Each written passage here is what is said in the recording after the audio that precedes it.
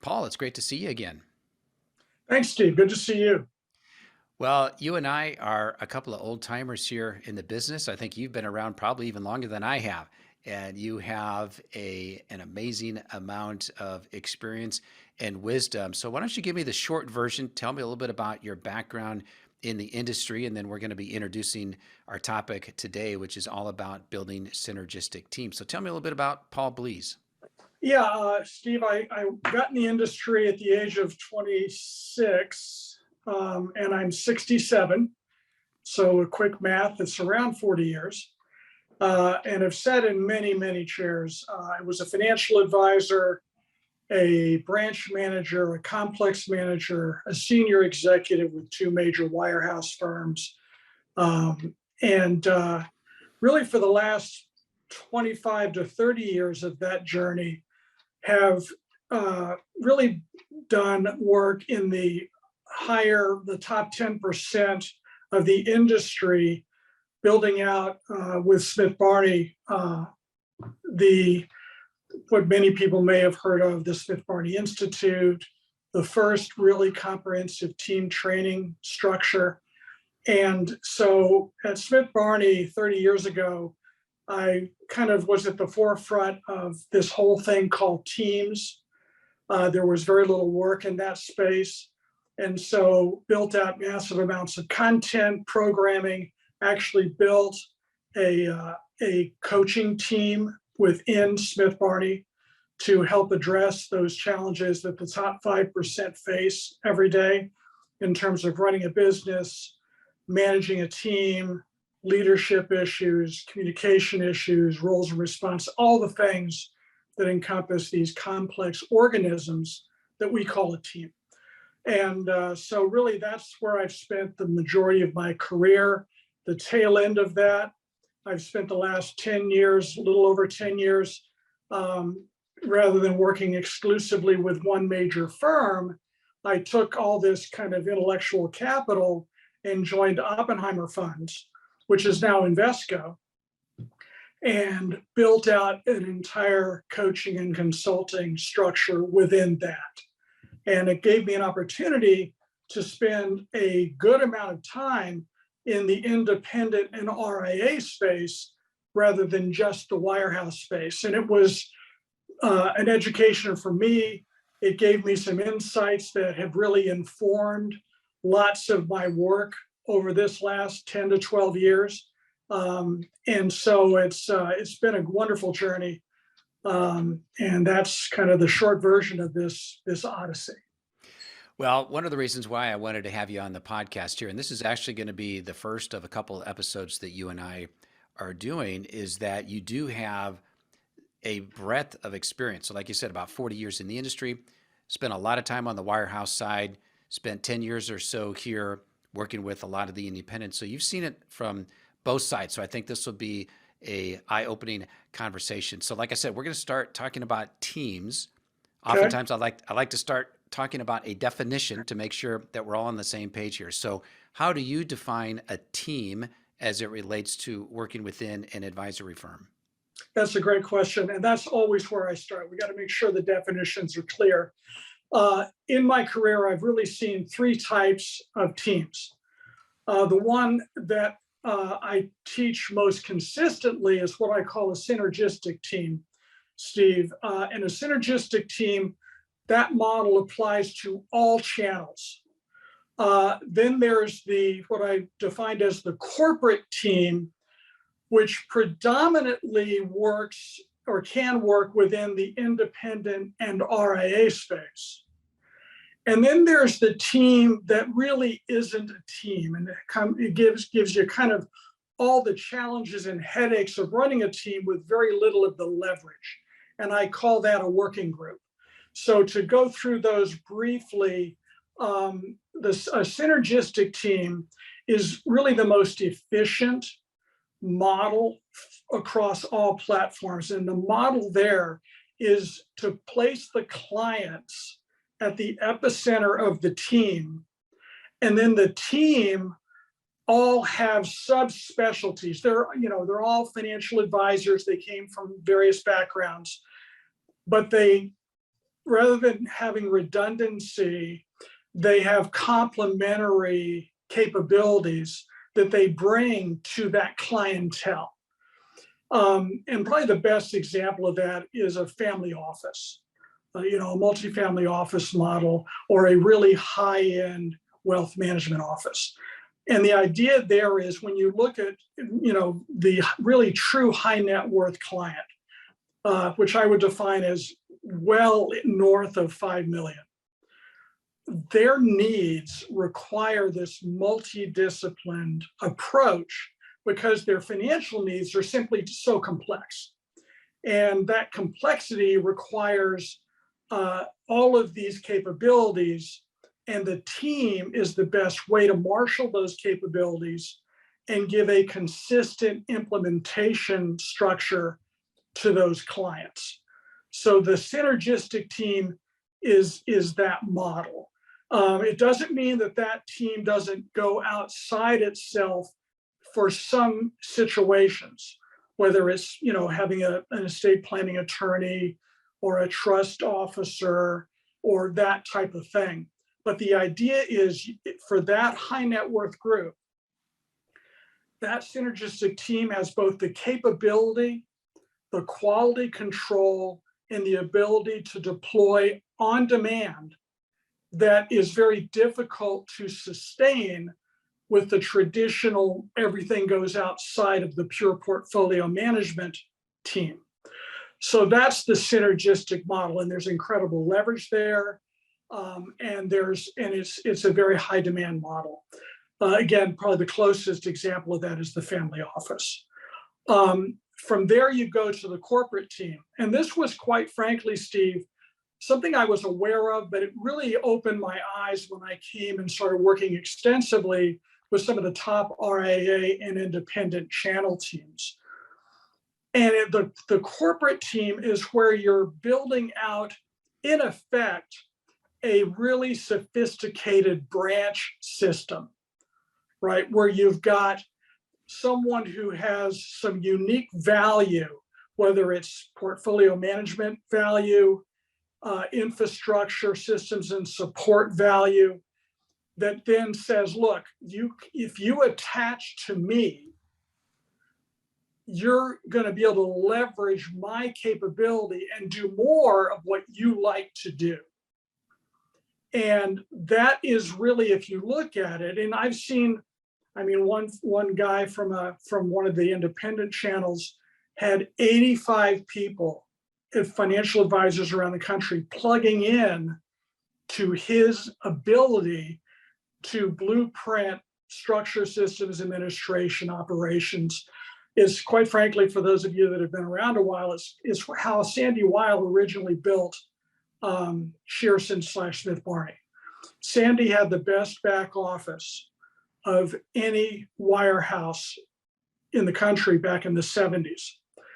And he had these small firms that said, we need to have that kind of capability. We want to plug into that and do what we do well, which is marketing, portfolio management, whatever.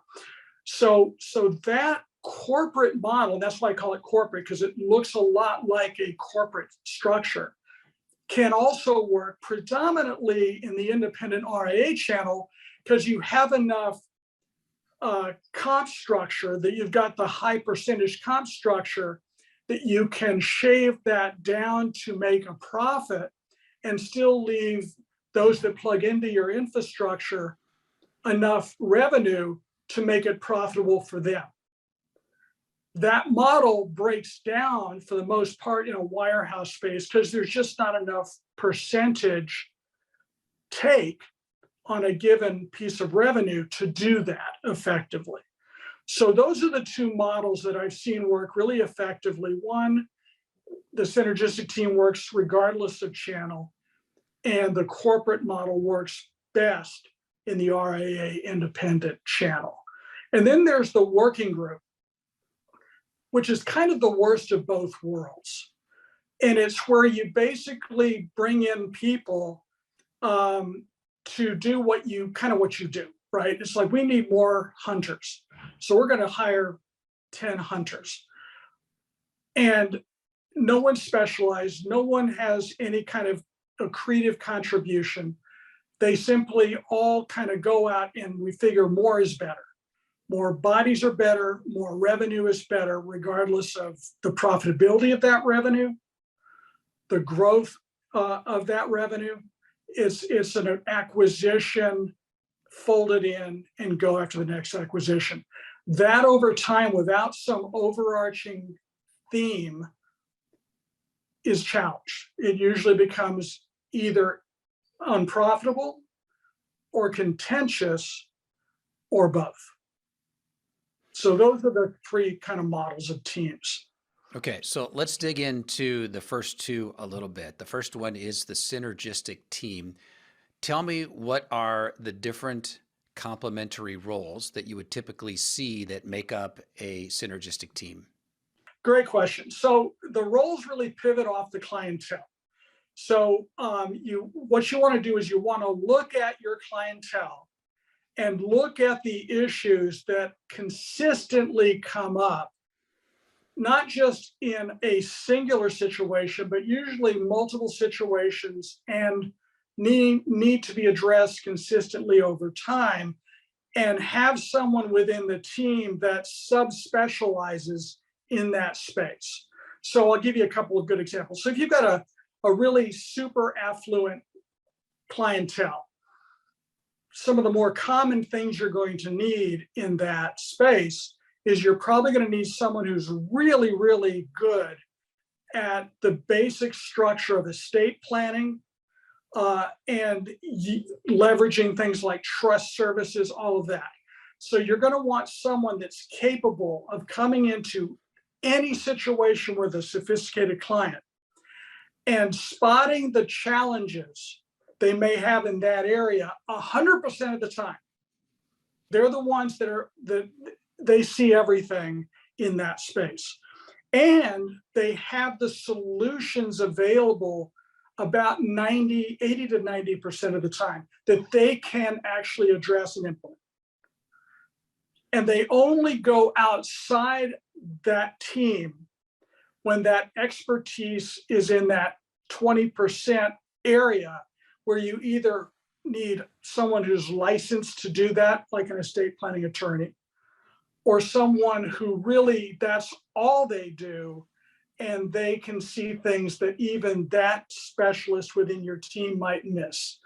So again, that's an example of a specialist and how you want to deploy them. That's probably the most common. Another is most FAs come in and succeed oftentimes because they're good portfolio managers, which means that they need a really high-end planner who's got the credentials, the expertise, the deep depth of understanding of the planning process and putting that puzzle together. Now, currently, we're seeing a lot of people that come into the business that way, and they really kind of portfolio management, they kind of offload it to a turnkey approach. Well, as they grow, they often need to bring in a really high-end portfolio manager or two or three that can address the really sophisticated portfolio management needs of those super affluent clients. One of the teams I worked with early on, and this was back in the middle 90s, it was a $15 billion team in the middle 90s. And that person was a wealth manager before wealth management was cool. And he had hired at that point 3 portfolio managers that were as talented as anyone you might find in a mutual fund or in a managed account. He had a small cap growth specialist. He had an international specialist, and he had a bond specialist. And they were deep in that sleeve. And the only way you could get to them, again, that cachet, was through his team. Ironically, when he left the industry, the person that took over his team was his small cap specialist. and he's now the macro manager of a massive team. So that's an example there. So again, you look at all the things that constantly recur with your wealthiest clients, and you want the capability to be deep in knowledge and instantaneous in attacking that challenge. And that's where you look at that internal team. Well, let's move this down to say like $1 billion advisory firm. How would that synergistic team look? How are the clients getting serviced in terms of, if it's $1 billion team, how many clients might they have? Let's say the average is 1 million. So they've got, what is that, 1,000 clients. And so do all of the advisors within that team work with all of the clients, or do they have, well, maybe there's 4 advisors and they each have 250 clients that they're working with? And then how does that break out? Okay, so again, a synergistic team, remember, all the clientele sits at the epicenter. The entire team serves that clientele. Now, that model isn't $1 million per client. That is the super affluent average client. And they all share in the revenue from the clientele, and they all serve that clientele given their expertise. Now, that doesn't mean that you don't divide the relationship management portion up among the team members. So, because let's face it, all human beings, some people you get along with really great, some people it's okay, some people not at all. So the relationship management, the contact structure, which we'll get into down the road here, but in a nutshell, you usually assign one advisor to be the lead relationship manager for a client, regardless of that structure, usually based on affinity and personality and all that stuff. But they bring their expertise to all of the clients. And then one of the mistakes that are often made on teams is the contact is exclusively advisor-led. And one of the things, there's no leverage there. So you're limited by the number of relationships you're capable of engaging. I always recommend that you have your whole team part of that circle of engagement. So let's say you adhere to the classic model of 12 contacts per year. That's physical or phone contacts. That's not email. That's not a contact. That's so, where you're on the phone or in front of somebody. So you adhere to 12 a year, maybe one big annual review and one mid-year review. And the rest are just, how are things going? Here's some stuff going on.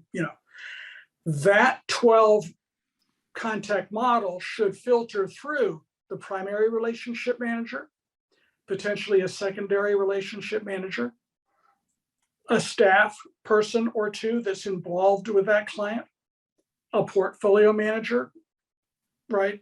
So you could take, and I've built this out for a number of times with these large teams, you have what I call a servicing pod, right? So Steve, you might be one of our top clients, and I'd be, let's say I'm the portfolio manager, small cap, like we were talking earlier.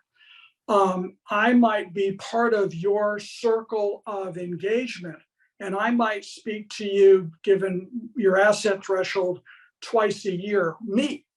So in that 12 contact structure, I might be 2 of those contacts for you.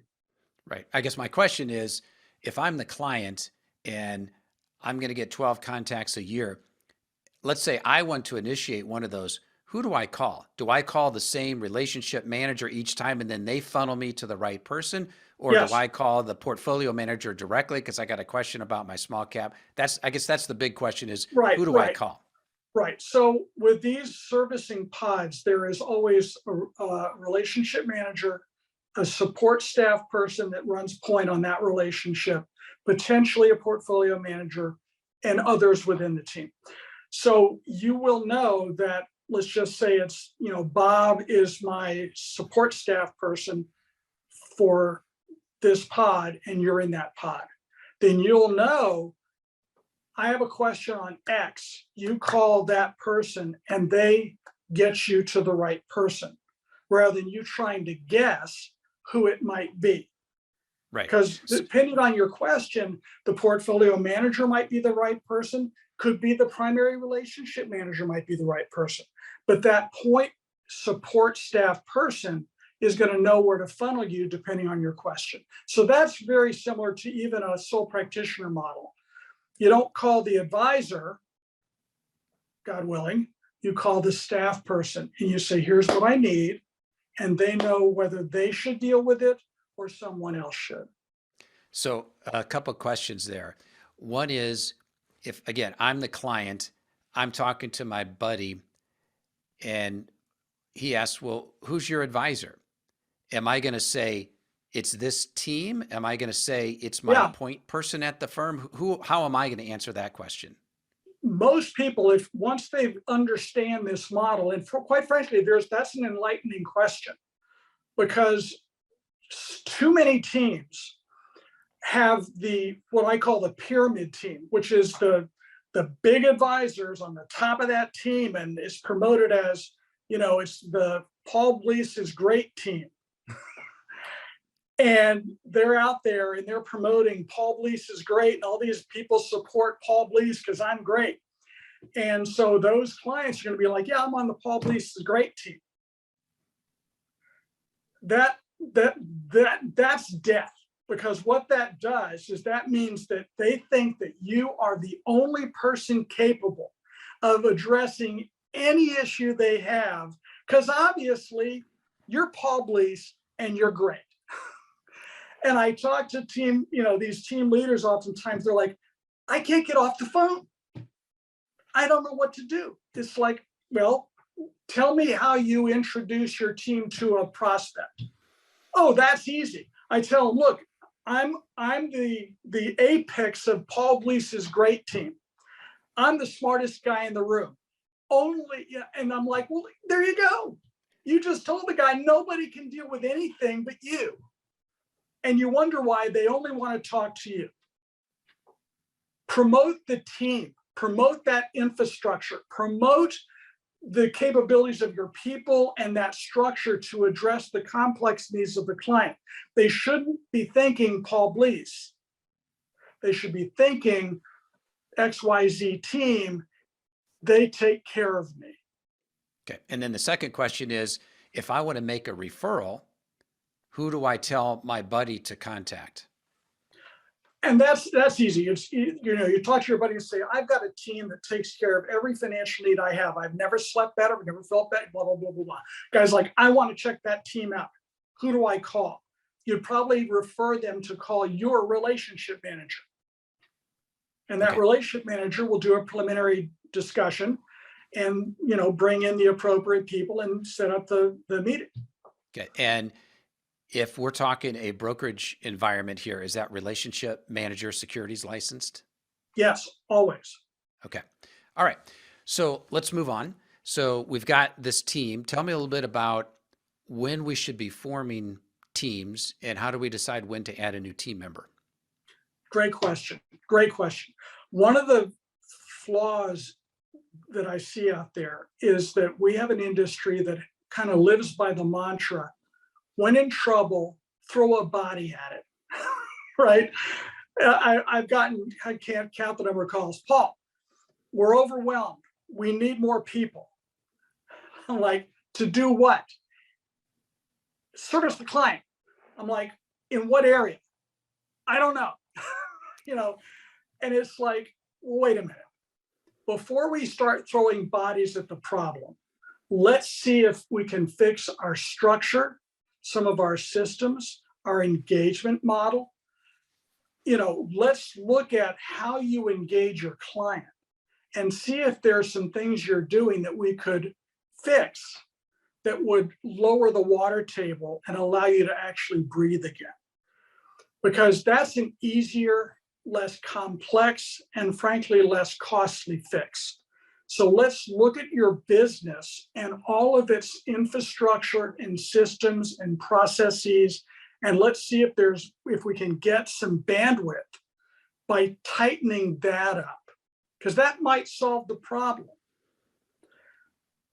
If we do that and we still need help, we now know where that help needs to be, because we've spent time really fixing all we can. And now we can look and say, okay, we still are bottlenecked here. We need help here. So we end up hiring a person for that. So I always say that there's three things to consider. You need to, in either creating a team or adding a new team member, it's got to be, as I frame it, the right time, the right reason, and the right person. And that model actually came from my counsel to my adult children, all of whom are married happily and successfully so far. But when we talked about dating and marriage in particular, I said, look, somebody would come and say, oh, I love this person. This is it. We're done. We want to get married, whatever. And they've known the person for 3 months. And I'm like, okay, time out. And one of my mantras was, there's no risk to waiting. You need a dating phase, and it's got to be extensive. But you've got to look at those three variables. Right time, you might have found the right person to marry, but you're 12. Oh, that's a problem. That's the problem. It might be the right time, you're the right age, but it's the wrong reason. I'm lonely, I'm tired of the dating scene, I just want to get married. And I always tell people, don't fall in love with marriage, fall in love with a person. Well, don't fall in love with a team conceptually, fall in love with a person. And then finally, the right person. And that right person it's got to be an accretive situation. Okay. They've got to bring something to the table that expands your capability. And again, I'll use marriage as a good example. When it comes to the right person, you've got to have two things in play, and this is critical. You've got to have philosophical, or even, depending on your orientation, spiritual alignment and tactical complement. So I'll use my wife and I as a good example. We are totally congruent and philosophically and spiritually aligned. Very early in our dating relationship, we had deep, meaningful conversations around all issues, around how we would raise kids, how we want to spend our lives, what's our purpose in life, where are we trying to go, how are we going to try to get there? These deep conversations to see, were we aligned philosophically and spiritually? We also found that we have very complementary skill sets. I'm more the high D, if you've been through DISC, the high D driver, take the hill. My wife is a very outgoing high I and high S. So support and, personality plus. And so that model, I always joke, if I had married myself, the kids would be massive overachievers, but they probably wouldn't have lived past the age of 6 or 7, because I can be a little intense. If my wife had married herself, everyone would be super empathetic, super collaborative, super cooperative, but they might not have achieved what they've achieved in their lives. Together, we brought those two kind of paradigms together, and it was a perfect complement. And so that's what you want to look for on a team. You've got to be philosophically aligned and tactically complementary. Okay. And with the team, let's say we've done all that, we've got the right person, we bring them onto the team, do they typically start at a lower level and then work their way up, or how do people have a career path within a team? Okay, so now we're jumping to compensation. So, because compensation plays into that. So, and then we might want to go back to the vetting process that we would look at to Well, make sure. let's not take this out of order then. So if we need to hold that off for later, let's do that. So, Okay. if anything else then that you want to add on this vetting process? Yeah. So once, because you kind of got right time, right reason, you think right person. So once you think you found the right person, you need to go through a vetting process to make sure that's the right person. So it's a 4-step process. The first step is you go out to lunch with that person, and it's called I call it a get acquainted lunch, but it's not a how about them Packers lunch. There's very fixed questions you want to ask, and quite frankly, answer yourself to make sure you've got some basic chemistry. So here's some examples of questions. And again, I've got massive amounts of tools around this. But what I always tell them, open up with asking, why did you choose this profession? I used to do that when I was talking to top team leaders to break the ice and really get some insights into what drives them. So asking the question, so why did you choose this profession? You're obviously very talented. You could have gone into a whole range of professions. Why this one? And I'll give you an example of an answer I wouldn't like if I was looking to hire someone. I was working with a top team member at one of my previous firms, and the branch manager said, I've given up on this guy. I can't get through to him. Would you mind taking a shot? And I'm like, sure, I have no skin in this game. Let's go. So I went in, sat down, and I said, so why'd you choose this profession? And he looks at me with borderline contempt, and he goes, that.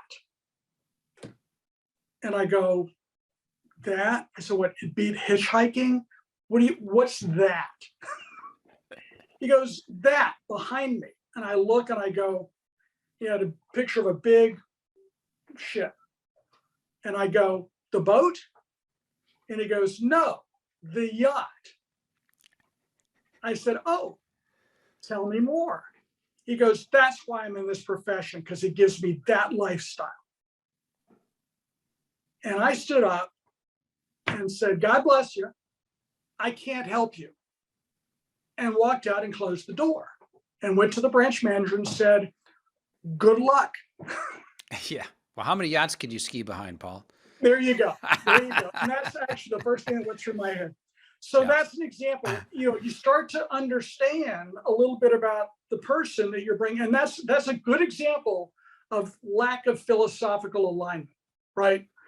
Let's face it, most marriages fail because people either never were aligned philosophically or they drifted apart philosophically over time. And so teams are no different. A couple of others I would ask, and again, these are 3 examples from 15 or 20. Why do you want to join a team or form a team? Why? See what their answer is. See if it's congruent with why you want to do it. And here's another good one.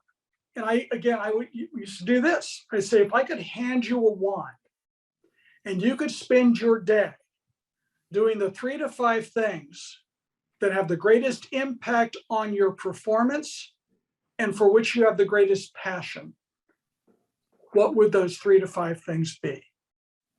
And let them start talking. And you'll find out, are those things that I like to do, or are they things that complement what I like to do? And then I would do the same thing in reverse. Give you the wand. What are the 3 to 5 things you currently do that if you never had to do them again, you'd be the happiest person on the planet? Find out what those are. And again, you could be thinking to hire them for one of those things. And quite frankly, even though they do it and they do it well, they hate it. So those are examples of that first get acquainted. You're just kind of making sure, it's all the big rocks. You want to get those big rocks out of the way. Okay. So that's the getting acquainted. Then we go through a 4-room analysis. You've heard me, Steve, do this for years. I look at the practice through the lens of a house. The house has 4 rooms. the wealth management room, the new business development room, the client service room, and the practice management room. And within each of those rooms, there's a lot of stuff you're doing. And so what I do is we look at that prospective advisor's house, what they do in each of those rooms to see if that business, again, is congruent with yours, especially if you're bringing a merger together. Because you don't want someone who thinks financial planning is a joke and they like to roll the dice on the investment portfolio, and that's the antithesis of what you do. So that's the second thing. The third thing is commitment to technology. Because they're still, especially with these more seasoned veterans, sometimes there's an aversion to leveraging technology. And I'll even get up when I speak around the country, I'll say, listen, the old mantra of, I'm just a dinosaur, this technology has no interest to me. Used to be funny. Now it's sad. And now you're falling behind in a material way. So I want to find out about how they leverage technology. So those are some of those questions you can kind of get involved in. And then the final one is you take that same 4-room analysis, breaks each room out by the core things that need to happen in those rooms. And then across the side, there's room for like 3 FAs. And you then put check marks by, what things do you do? What things does your partner potentially do? And what things does this prospective partner do? And you want to have as few check marks, 3 in a row as possible. Because again, I don't need it. I always tell advisors, you're great, but we don't need another you. One's plenty. We need someone to complement you. So that really diagnostic analysis is very helpful to look at what they do, what you do, and make sure you're filling gaps. It's kind of like Rocky. In Rocky 1, it's like, I got gaps, you got gaps, together we fill gaps. So. Okay. Now, does it make sense to have a primary person who's primarily responsible for this activity and then have a secondary or a backup person? Because I heard you just say a minute ago, you really want to have as few check marks across all 3, let's say you got 3 advisors as possible. But it also would make sense that, hey, we need to have a backup here too, in case, Joe or Mary gets hit by the bus. Yeah, you can have a backup, but again, it's in case of emergency, pull ripcord kind of thing, where you could kind of sustain the basic framework of the business and the client engagement process to give you time to then replace that capability. Okay. I guess the other way I think about that too is a lot of folks that I work with, they're like, hey, I want to take a month off during the summer, or I want to go travel Europe for 2 or 3 months, and I don't want to have to spend a lot of time checking in with the office. Sure. Maybe that's where I'm coming maybe more from that angle, where we need to have someone else who can do this for some period of time so that I don't feel like the business is dependent on me, and that if I'm not there for a week, it's like nothing gets done until I come back. Yeah, and again, I think that other than yes. And to be honest with you, some of these things, let's just say you've got that estate planning specialist that really understands trust and estate plans. A lot of that stuff isn't time sensitive. So if you want to take time off, we would push back, anything that would require that deep diagnostic. The stuff's already in motion. Then, there's people that are responsible for those various steps. But you can put a lot of that on hold. The area that's most challenging, Steve, is the portfolio management side. Because let's face it, if you're doing portfolio management correctly and you've got a portfolio management team, those are deep and nuanced areas of specialization. And to have a small cap growth manager try to get good enough and knowledgeable enough to handle the bond portfolio in that kind of a nuanced way, that could be challenging. Okay, now let me just stop you there for a second. So a lot of advisors on the independent side are saying, I do passive asset allocation, I use ETFs, or I use Vanguard index funds. We don't make a lot of changes. It's buy and hold. Sure, we do some rebalancing. Sure. So that's like one slice of people. Right. And then it sounds like what you're also talking about is, well, let me ask you this: for these really wealthy folks, 10 million, Yeah. 20 million, 100 million type people, Yeah. do they want to have individual securities? Do they want to know that I've got my small cap portfolio manager and I can get them on the phone whenever I want to? Do they want to have personalized portfolios? Is there some point at which someone says, hey, I'm okay with ETFs and mutual funds? Whereas at another level, they're like, well, if you want to distinguish yourself, you've got to do individual securities. Yeah. And maybe a third part of that is that just the advisor's way of trying to sell themselves and say, hey, here's why I'm worth this fee, because we're doing individual securities, we're doing active management, when in reality, I'm not getting you any alpha that I couldn't get just from a passive portfolio, even though Yeah. you're not going to get alpha from that. That's a great question, and it's perfectly asked. There is really a kind of a pull on both sides. The advisors that work within that ultra high net worth space are looking at anything they can do to distinguish themselves from the competition.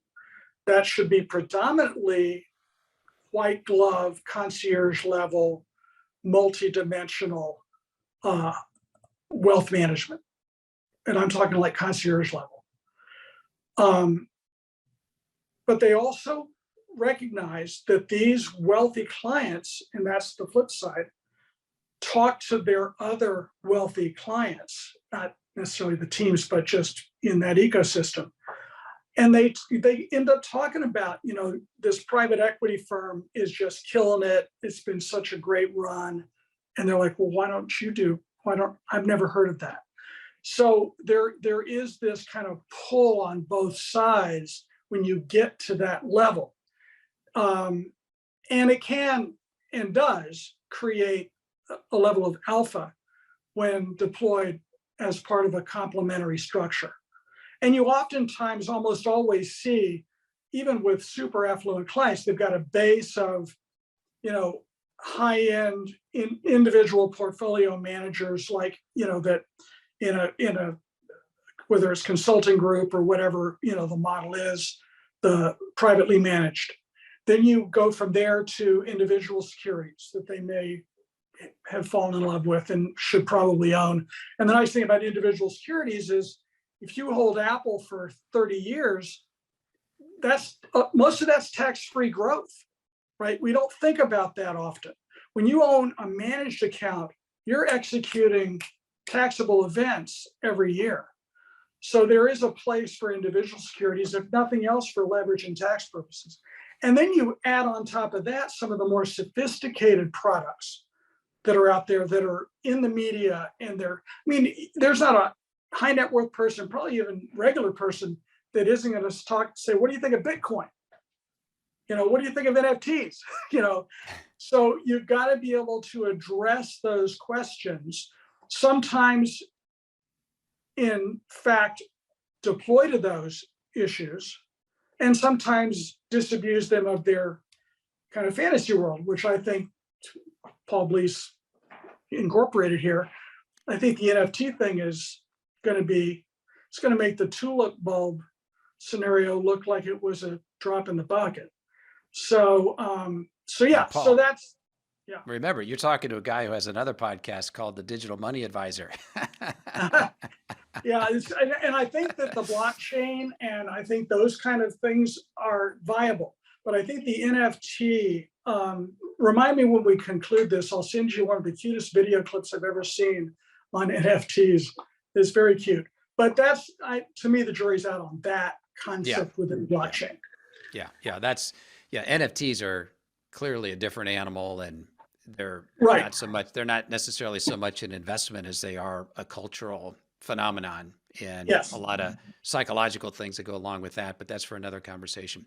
Right. So Paul, anything else we need to talk about teams before we jump into like career paths and compensation structures for team members? No, that's the basic framework to make sure that, the person you bring into your team has been really vetted.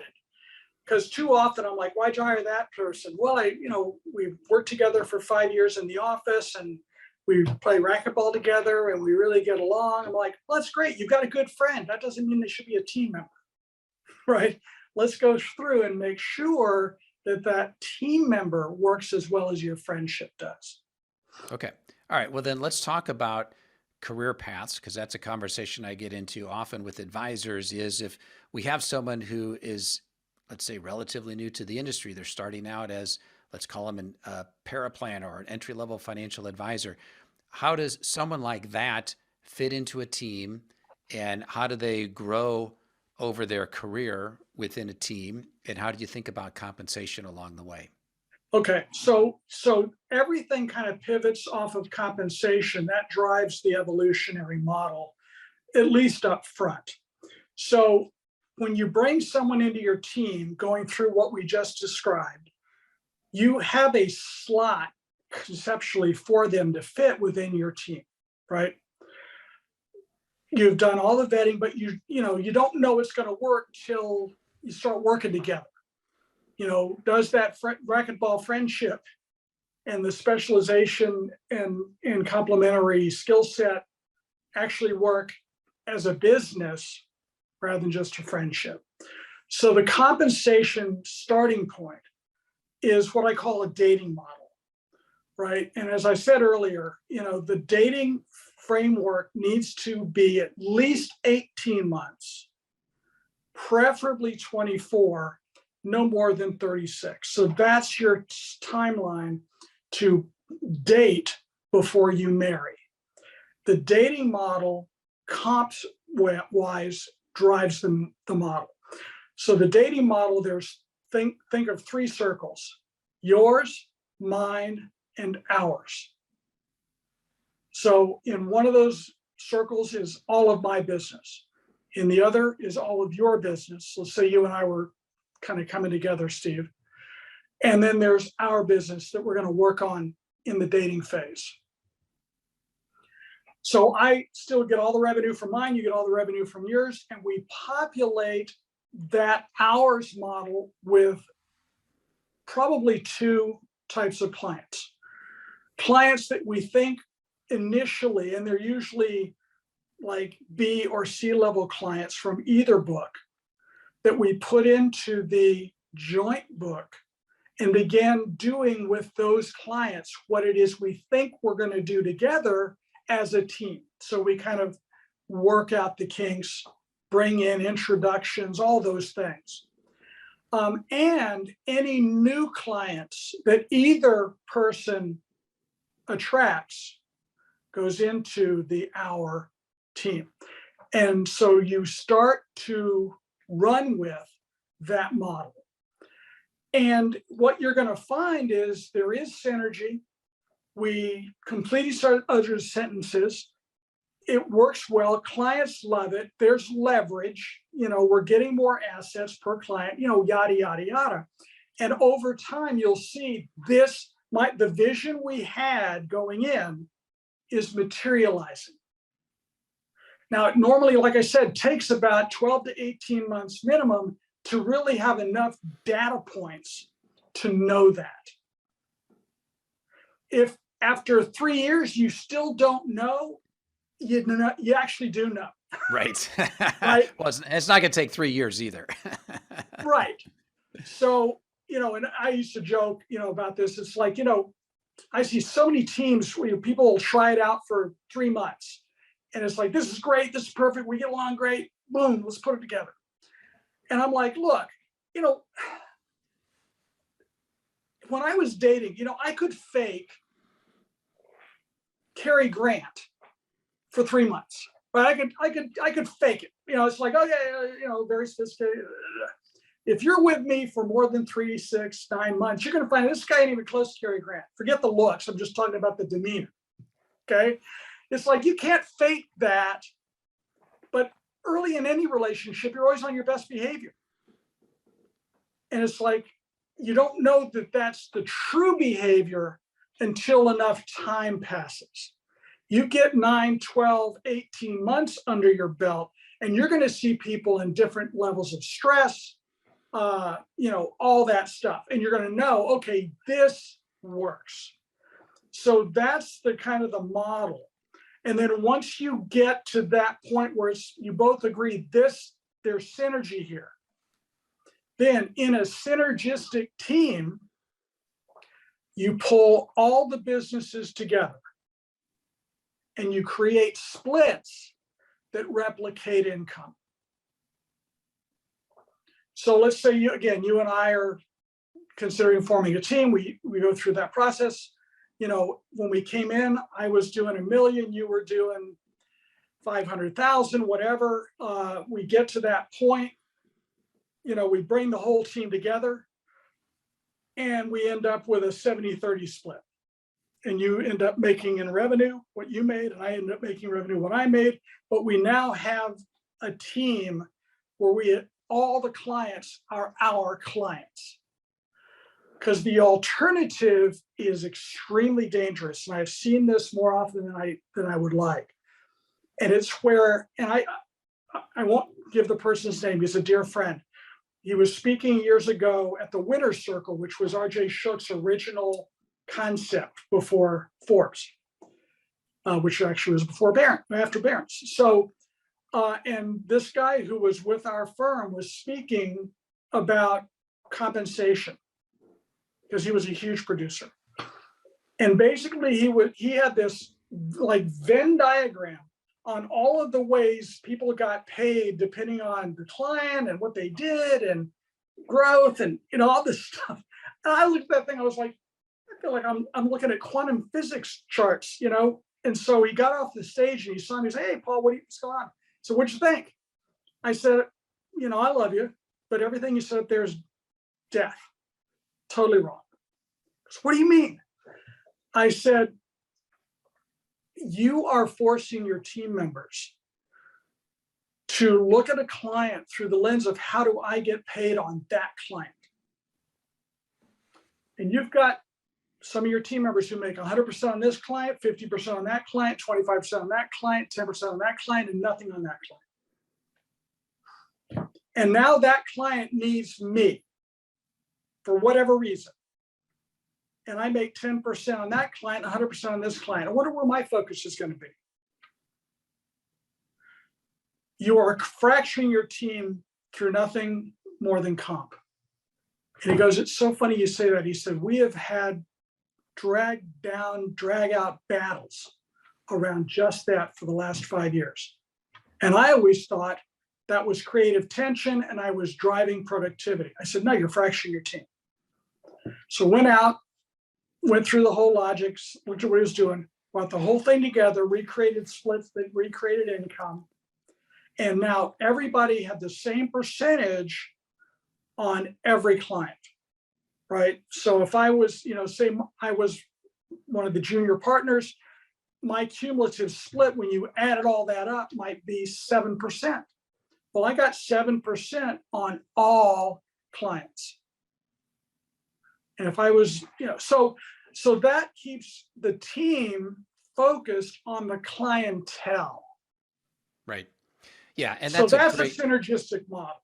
Right. And that's that example that you just gave there is something that I see time and time again. And that is, as a person looking from the outside and they see, oh my gosh, look at this advisor. What a great firm. They've got billions of dollars under management and they're speaking at this conference and man, they got their act together. They're so good.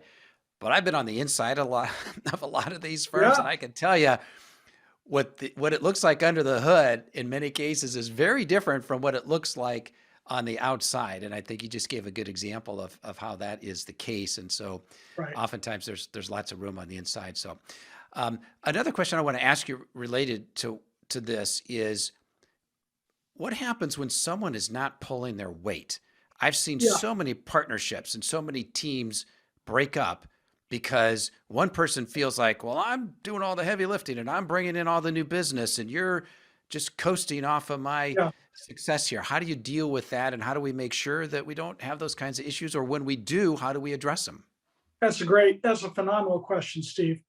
The framework is there's two big risks to any compensation structure, whether in our industry or any other industry. And the two great risks are to either underpay excellence or overpay mediocrity. And I've seen both. We often talk about underpaying excellence, which you just did. I've seen examples of overpaying mediocrity that would make your eyes water. The most egregious was a top advisor who, to your point, spoke at all the major conferences, both within our firm and externally. He had set up early in his career a percentage of his business to his then staff person. That staff person, by the time I got in there, I'm talking old school traditional staff person, was making $600,000 a year. And this was 25 years ago. And he's like, I can't get out from under it. I'm like, what were you doing? You know, so it's, the risks are on both sides. So once you get to the marriage phase, here's some things you want to be aware of. I call this the philosophical framework for a long-term marriage partnership. First is you want to, once you've got that, again, we're talking synergistic team in this example, because that's where the problems usually lie, not in the corporate team, because everybody's kind of got their splits and it's done. But it's within that synergistic kind of model where those challenges often show up. The first thing is you want to always have a movement towards parity. So let's say you have a 3-person team and one person's got 60% of the revenue, the other person's got 20% or 30%, the other person's got 10%, let's just say. So at the end of each year, well, at the beginning of each year, each of those people, especially the junior partners in this example, should have very specific goals that would be accretive to the performance of the business. Usually 3 to 5. Okay, big goals. Can you give me examples of what those goals might be? Sure. So let's say one of your junior partners is one of the 2 hunters. So maybe the lead advisor's a hunter, and the junior, the 30% partner is also a hunter. So there might be a new client / revenue goal for that client as one of their responsibilities. They may also be your kind of paraplanner or your financial planner, whereas the lead advisor is more the portfolio manager in this simple example. And it might be, you know, what percentage of our clients have a comprehensive plan completed as you're moving into that model. So what's that, you know, goal this year? So it can be either, so those are 2 quick examples. Again, it could be estate plan. You know, how many of our clients have had a comprehensive, nuanced estate plan completed and met with our estate planning attorney, you know, expert, whatever. So, but they're very specific. And the key with them is they've got to be measurable. They've got to be a combination of activity and results. So, because if all we do is results-oriented goals, where it's like, if you don't do X, you failed. The risk of that model, and I'll use a simple example. Let's say one of your people is a portfolio manager, and you put it, and you wouldn't, but you put a goal of your return has got to be X, and the market just goes to hell in a handbasket, and they miss that marker. We all know that living in the market the way we all have for decades, there are contingencies that will affect your ability to perform that you can't control. Now, that's part of this industry, but you want to give people activity goals that they can do regardless of what the markets do to us. to give a buffer. So again, the example with the financial planning specialist, how many plans do we want to complete on our clientele by the end of the year? Well, that transcends the market. That's an activity goal. Versus how many assets do we want to bring in, new assets this year? That's a result goal that could be impacted by a market falling out of bed. Because we all see flows, at least I did when I was corporate. The market and the flows is like, they're pretty correlated. So it doesn't mean you don't have results goals, but you want to also buffer those goals with activity goals because people can control that. And if your people don't feel in control of their ability to hit their goals in some way, you'll lose them. They'll give up. So that's kind of that. And then the final concept is you want to balance growth and service. In a synergistic team, back in the old days, 70s, early 80s, it was all about bring in as many assets as you can, buy big positions, and then bring in more assets. It was an asset-driven deploy to the position building model of the 70s and 80s. As we moved into wealth management, services became increasingly important to both attracting and retaining clients.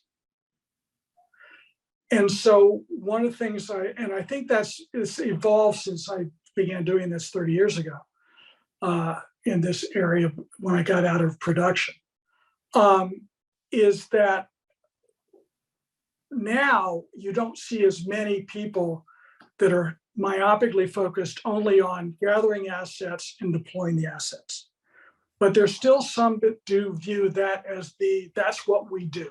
That's what we reward. If you don't do that, you don't get rewarded.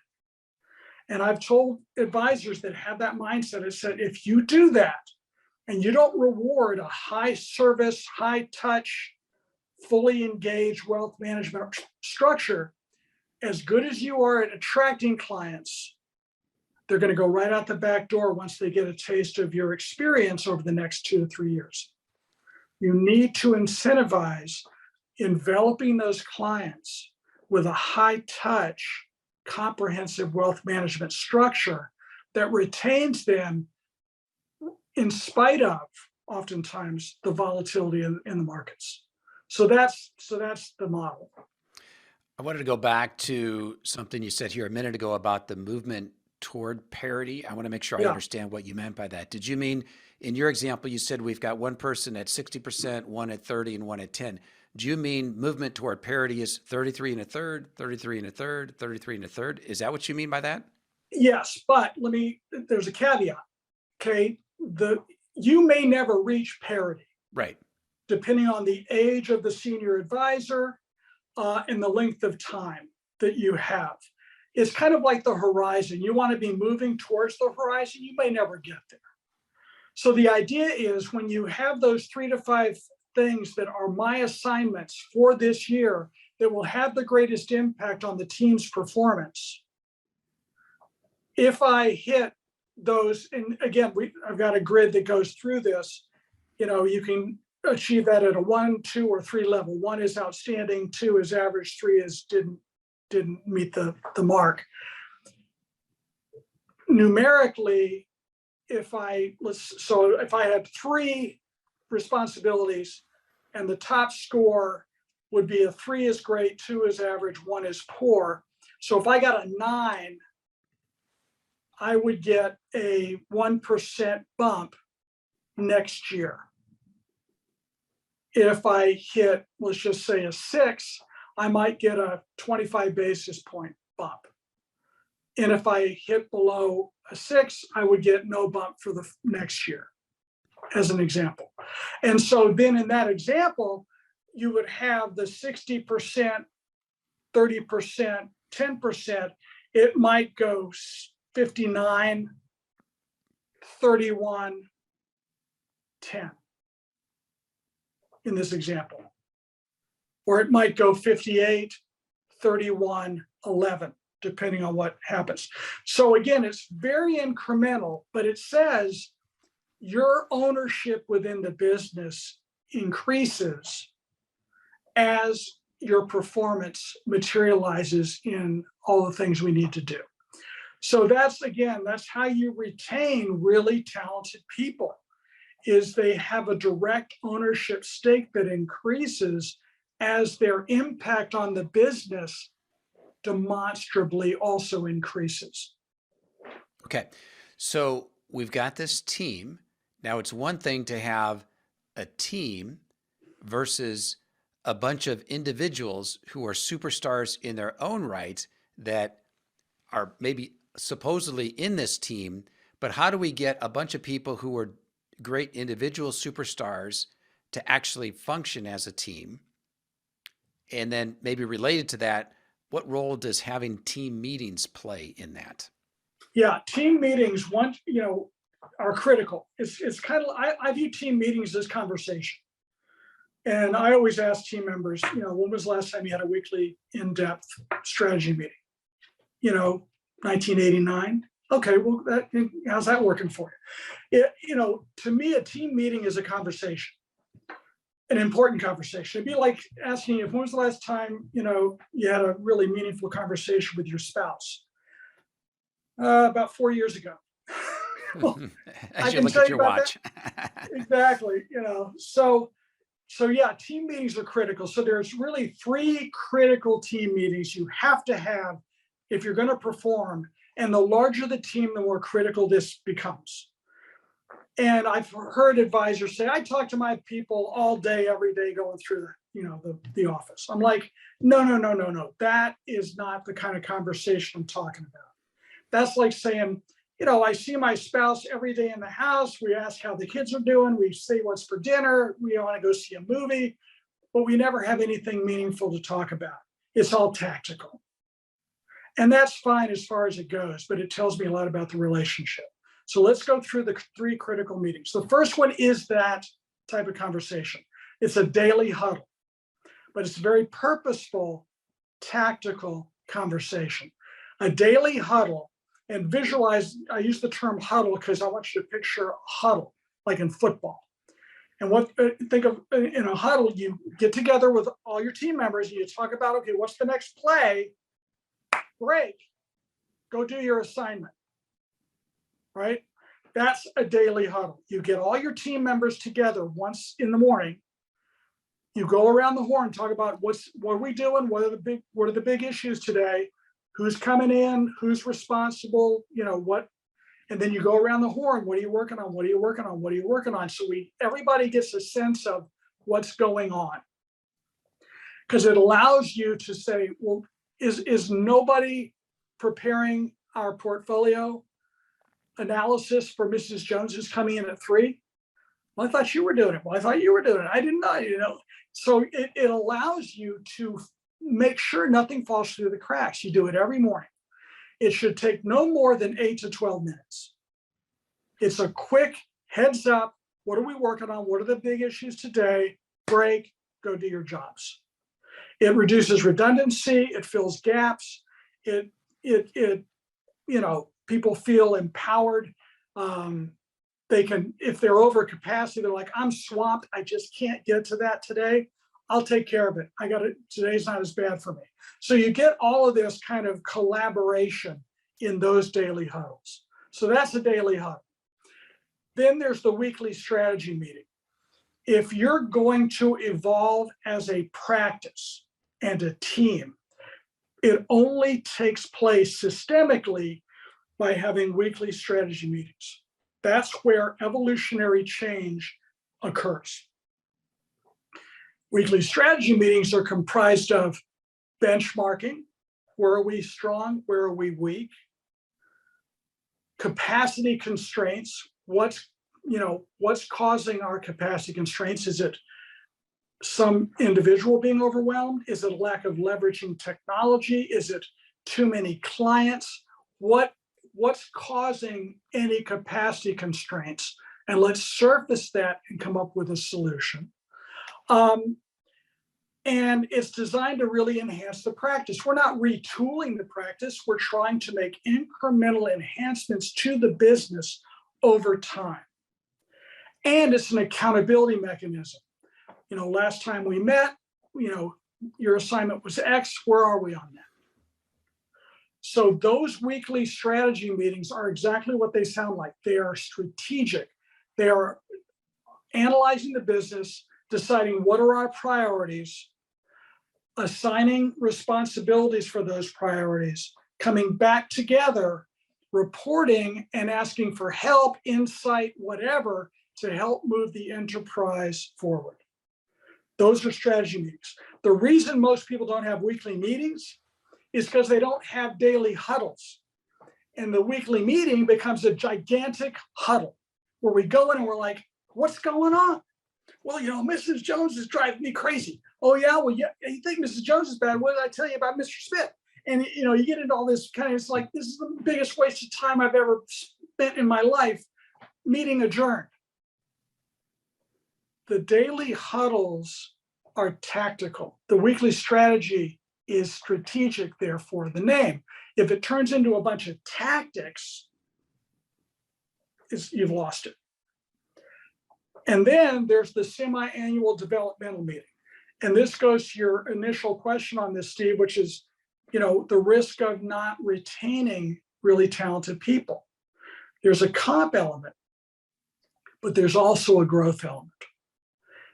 Really talented people often want to grow and evolve and assume more responsibility and greater challenges. Sometimes those are realistic. Sometimes they're fantasy. You want to have a way to discuss those one-on-one. That's not to be done in a group setting.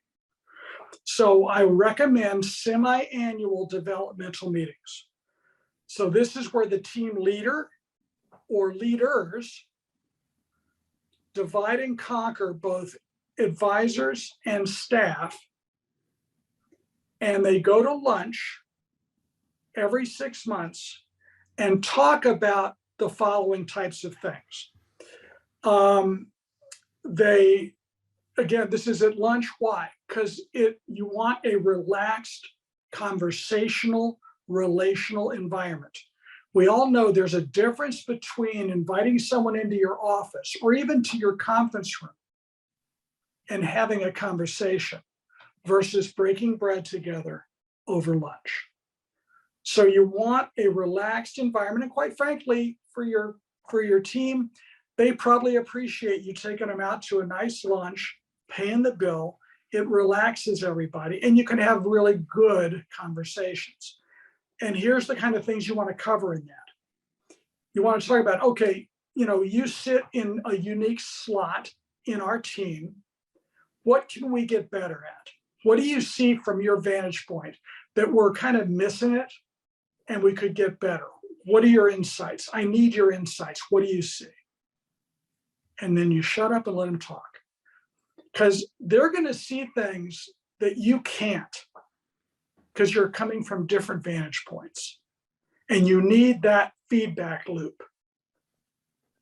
You can also, so that's one critical question at every meeting. What are your 3 to 5 year developmental goals?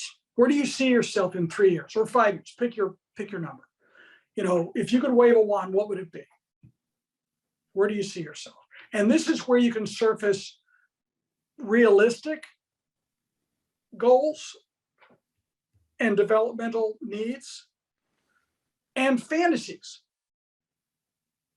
And you need to know both, because you don't want to lose a great staff person that in their heart of hearts wants to be a financial advisor, but aren't wired to do that kind of work. And you need to talk about that and start to vet that out. And for people that have legitimate aspirational needs, you need to then go to the third question, which is, let's create a development plan to help you achieve that over the next 3 years. You want to be a paraplanner, you want to be a portfolio manager, you want to, whatever it is, let's start the journey.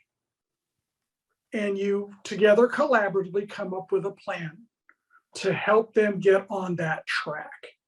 And then when you have your semi-annual developmental meetings, you can also check back in and see how they're progressing. So those three, and you can see how they all work together. You've got the tactics to make sure the day runs smoothly. You've got the team strategies to help the team evolve as an entity. And you've got the developmental meeting, which helps each individual on the team develop to their capability. So those are the 3 team meetings that are vital. And then how do we ensure that we have everyone on the team is working for the betterment of the team and not just their own individual glory? How do we create this esprit de corps, so to speak, with the team? Well, esprit de corps is a lot of things. You can create esprit de corps where I'm fulfilling my capability and my talents. If I am comfortable in that journey, that breaks down a lot of barriers. The compensation needs to be reflective of my impact, to your earlier question. If I could be on that journey, but I feel I'm not being paid fairly, I need to surface that and have that conversation. And that's, again, where that movement towards parity or the bonus structure, however you do it, needs to be indicative and needs to reflect specific measurables, so it doesn't become, hey, you had a great year, here you go. Oh, this year you were a little weak. Well, what was the difference between last year and this year? Well, I just don't feel you really gave it your all. Well, yeah, well, so that's where having measurables is very objective, right? I used to say that philosophically, when you agree upon those 3 to 5 things together, then when you get together, you are sitting on the same side of the table with that person, and the objectives are right here in front of you. And it's like, how are we doing? How are we doing? If you don't have those objectives clearly mapped out, it becomes incredibly subjective. And you're on opposite sides of the table getting into a debate about your impact versus what I perceive to be your impact. So that's critical. Yeah, that subjective bonuses and subjective compensation, I see that a lot because it's the easier thing to do. It's like, well, I don't have to worry about setting these specific goals. We got to do it every quarter. We got to review and progress and so on and so forth. It's like, I just give them a discretionary bonus every December, and it goes up a little bit each year, and typically the team's happy. So I agree with you. Not the ideal way to do it. You know, the best leaders are going to take the time to sit down, put that development plan in place. What are you trying to accomplish? Well, let's put a plan in place. Let's set the goals that we know that if you achieve these goals each quarter, this is going to put you on track to get that next promotion or to become a senior advisor as opposed to just a regular advisor and so on. So that's the part of leadership. It takes work, and that's why not everyone is a great leader. Right. And one of the things I talk about is most of the time, the easiest thing to do is the worst thing to do, right? And I'll use a simple example. It's easier to come home after a long day, drink a couple of martinis, prop my feet up, watch a show, and vaporize. It's harder to go to the gym after work, dissipate your stress in a healthy way, build resilience and capacity, and then come home and spend time with your family.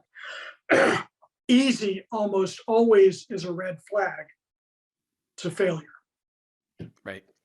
All right. Well, Paul, I think we will wrap it there. So any final thought or comment here as we close? Two things, I guess. What's the best way for folks to get in touch with you? And then also any final comment that you have? Yeah. People, feel free to text me at 214-883-3944.